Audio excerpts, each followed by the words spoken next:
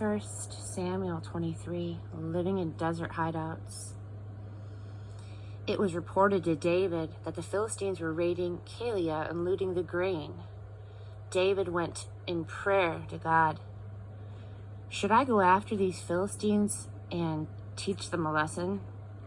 God said, go, attack the Philistines and save Keilah. But David's men said, we live in fear of our lives right here in Judah. How can you think of going to Keilah in the thick of the Philistines? So David went back to God in prayer. God said, get going, head for Keilah. I'm placing the Philistines in your hands. David and his men went to Keilah and fought the Philistines. He scattered their cattle, beat them decisively, and saved the people of Keilah. After Abiathar took refuge with David, he joined David in the raid on Keilah, bringing the ephod with him. Saul learned that David had gone to Keilah and thought immediately, good, God has handed him to me on a platter. He's in a walled city with locked gates, trapped. Saul mustered his troops for battle and set out for Keilah to lay siege to David and his men. But David got wind of Saul's strategy to destroy him and said to Abiathar the priest, get the ephod. Then David prayed to God, God of Israel, I have just heard that Saul plans to come to Keilah and destroy the city because of me. Will the city fathers of Keilah turn me over to him? Will Saul come down and do what I have heard? Oh God, God of Israel, tell me. God replied, he's coming down. And will the head men of Keilah turn me and my men over to Saul? And God said, they'll turn you over. So David and his men got out of there. There were about 600 of them. They left Keilah and kept moving, going here, there, wherever, always on the move. When Saul was told that David had escaped from Keilah, he called off the raid.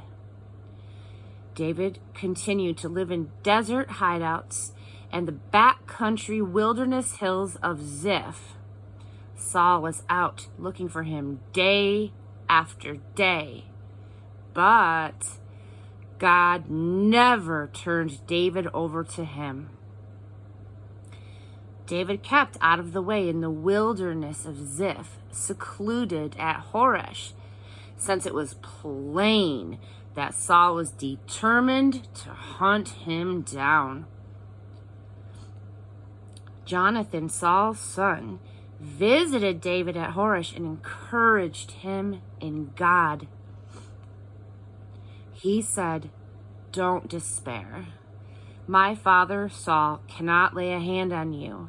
You will be Israel's king, and I will be right at your side to help, and my father knows it. Then the two of them made a covenant before God. David stayed at Horesh, and Jonathan went home.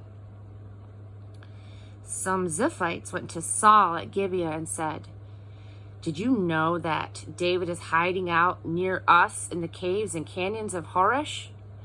Right now, he's at Hakilah Hill, just south of Jeshimon. So whenever you're ready to come down, we'd count it an honor to hand him over to the king. Saul said, God bless you for thinking about me. Now go back and check everything out.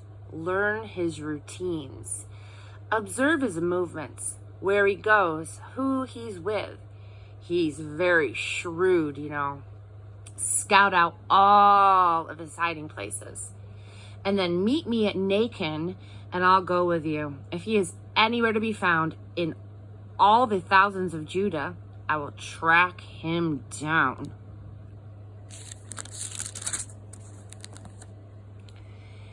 So the Ziphites set out on their reckonance for Saul. Meanwhile, David and his men were in the wilderness of Maon, in the desert south of Jeshimon. Saul and his men arrived, and they began their search. When David heard of it, he went south to Rock Mountain, camping out in the wilderness of Man. Saul heard where he was, and he set out for the wilderness of Man in pursuit. Saul was on one side of the mountain, and David and his men were on the other. David was in full retreat, running, with Saul and his men closing in, about to get him. Just then, a messenger came to Saul and said, "Hurry, come back. The Philistines have just attacked the country." And so Saul called off his pursuit of David, and he went back to deal with the Philistines. And that's how that place got the name Narrow Escape. David left there and camped out in the caves and canyons of En Gedi.